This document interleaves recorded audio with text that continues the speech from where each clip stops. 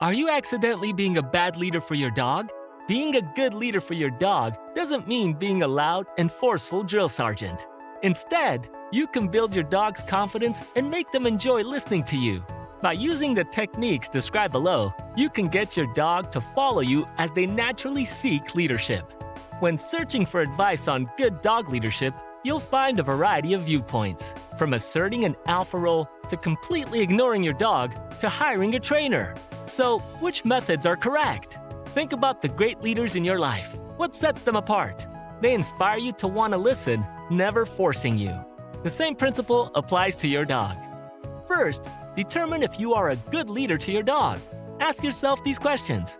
How does your dog handle freedom or luxuries? How well do they listen? Do they make good choices? How do they behave around distractions? Do they destroy the house? Do they respect you? If they listen well and handle new freedom well, chances are you are a good leader.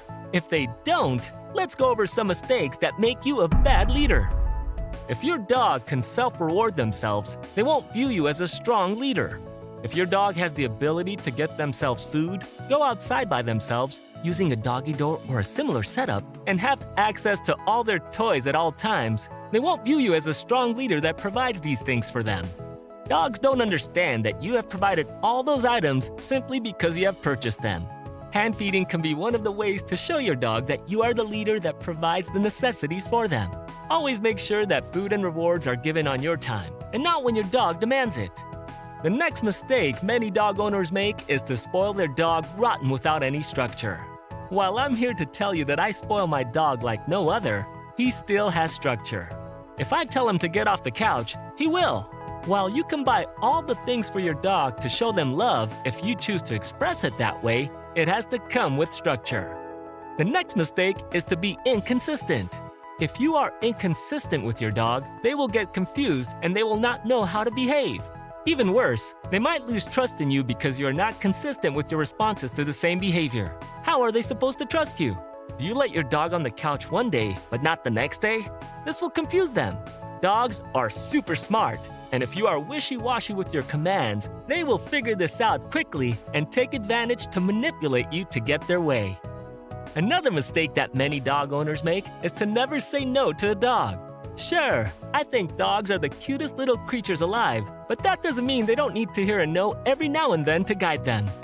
Now that you know what not to do, let's talk about how to be a good leader without being mean. The first thing to do is to say what you mean and mean what you say.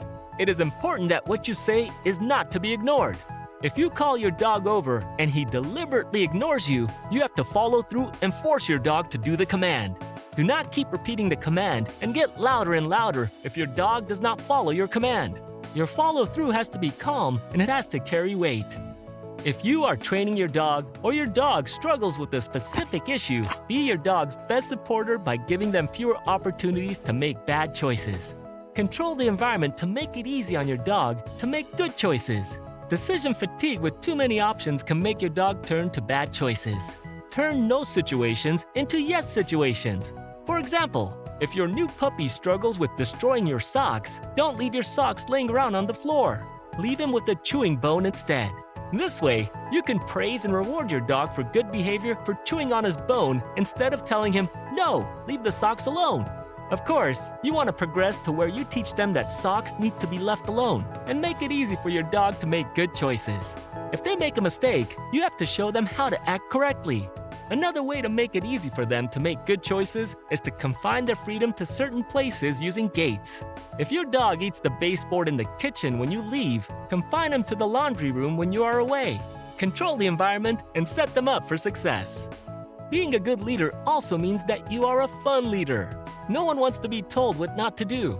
Imagine every time you did something wrong at work and someone yelled no at you. You would be shocked. That would be very frustrating. Next time you will know what not to do and do what you are supposed to do. To teach your dog what he should do, use positive reinforcement. Give your dog treats and cuddles every time he does something good. Being a good leader means that you don't just give your dog treats for no reason. Dogs have to earn it. Control their resources. Save the fun toys for a specific time. It's more valuable when a dog earns it. Don't offer luxuries until your dog has earned it. My dog is allowed on the couch, and he also sleeps in my bed. But he did not sleep in my bed until he was potty trained. He had to earn his right to sleep there. He also knows that if I tell him to get off the couch, he has to get off and not fight for his territory. Don't give them too much freedom too early. If your dog can't behave when you're there, chances are he will not behave when you're gone. If you think your dog is ready to be home alone, don't test that out the day you have to go to work for 8 hours. Test it when you go out to get the mail or by going outside to water the flowers. Slowly give them more and more time alone. Remember that with training, some days might feel like a step back in the wrong direction, and that's part of the process of getting more and more days where your dog listens to you. Freedom and rewards have to be earned from a good leader. Does your dog have freedom to run around without a leash? Does your dog have freedom to go outside by themselves using a doggy door? Does your dog have access to all their toys at all times? Does your dog have access to their food at any given time? Or are you a leader that gives them these items as a reward for good behavior? Does the day look the same for your dog whether or not they follow your command? If both good and bad days look the same, why would your dog listen? You have to make the days they follow you more fun than those days they don't, so they learn to make the right choices. This way, your dog will want to follow your leadership as it makes their days so much better. Their moral compass isn't the same as ours, and to them, eating your shoes is not a problem until you teach them that it's not okay to do so. Just as important as the steps listed above to be a good leader, you have to provide an outlet for your dog's physical and mental needs. If they don't get met, your dog is less likely to follow your leadership. For physical needs, remember to challenge different muscles in their body. The same path you walk every day might not be getting all the muscles working. Try hiking at an incline, swimming, or agility training to get all the muscles working. The same goes for the brain. The same puzzles won't work for your dog forever. Teach him new puzzles and tricks. Tired dogs are also typically more well-behaved and more likely to follow your leadership. Try to incorporate your dog and give them jobs to do as much as you can. When I clean, I have my dog pick up his toys and drop them into his toy bin to condition him for this specific activity. Work with your dog on being a good leader every day. I like to incorporate leadership into my normal daily routine.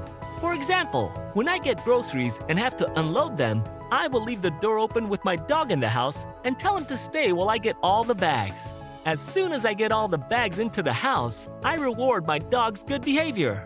Repetition of good behaviors is essential for continuing to be a good leader. The last quality of a good leader is compassion. Remember that it will take time for your dog to make good choices, and they will probably make mistakes along the way. Try to understand why they do the things they do and help them make better choices as they progress in their training. Are you a good leader or a bad leader? What ways have you portrayed good leadership?